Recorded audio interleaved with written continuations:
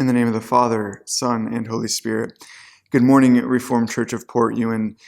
This morning is the sixth Sunday in Easter, the sixth Sunday of Eastertide, and we are continuing to sing our songs of praise to God. And we're continuing to work our way through resurrection psalms, psalms of praise.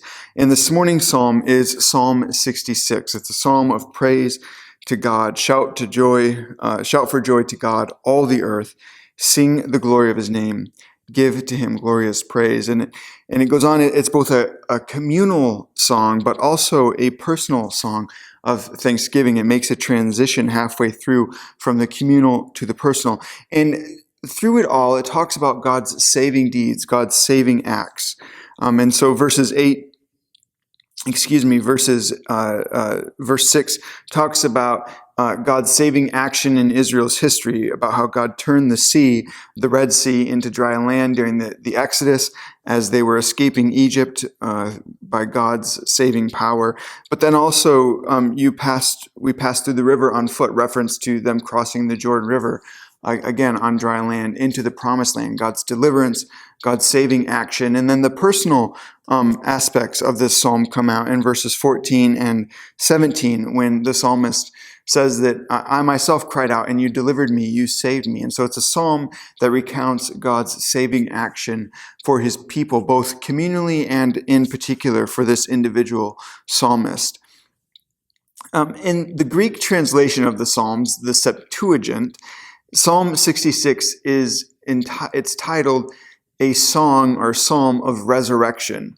It's a resurrection psalm, and we see resurrection most clearly, though the theme throughout is God's saving action, which comes to fulfillment in Jesus Christ. That all of Israel's history is prefigures Christ's own death and resurrection. But verses 8 through 12 are kind of the center, the core of this resurrection theme. It says, "Bless our God, O peoples, let the sound of his praise be heard, who has kept our soul among the living, and did not let our feet slip."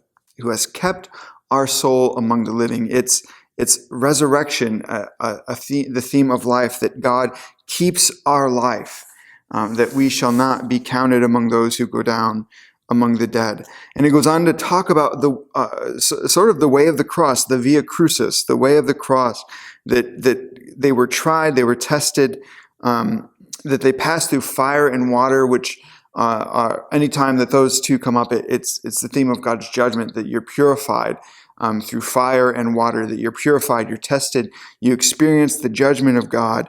But on the other side of that, you have brought us out into a place of abundance, so that there is life on the other side. So this theme of death leads to life, that the way of the cross, to take up your cross, die to self, leads to true life in abundance. And that word abundance could be translated as ease, that God brought us out with ease. He delivers us with ease, stressing the might and the power of God to save and deliver us. So this psalm is a psalm of resurrection, that on the other side of suffering, on the other side of trial, on the other side of the judgment of God, on the other side of the cross is life.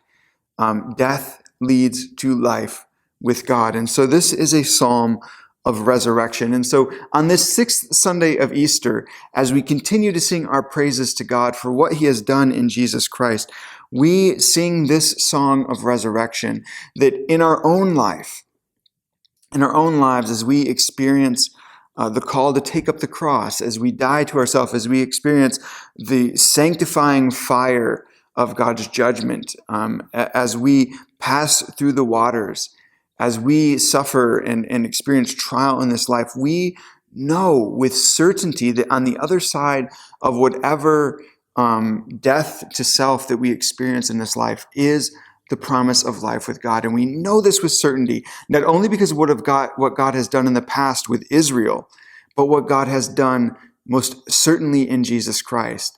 That in Jesus, death is not the end, but that death leads to life, that on the other side of death is resurrection hope with God. And so we experience that resurrection hope in many different ways in this life, and we'll experience it ultimately when when we die, when our life meets its end and we are called to life with Christ in the new heavens and new earth. But we experience it in the power of the Spirit, even in this life in many ways. And so I wonder this morning, in what ways are you called to take up your cross, to die to self, experiencing suffering and trial, and are called in the midst of it to continue to trust that God will deliver you on the other side with ease, that God will bring you into a land of abundance, a place of abundance, that He will keep your soul among the living. And what ways are you called to be renewed in hope and sing this resurrection song this morning?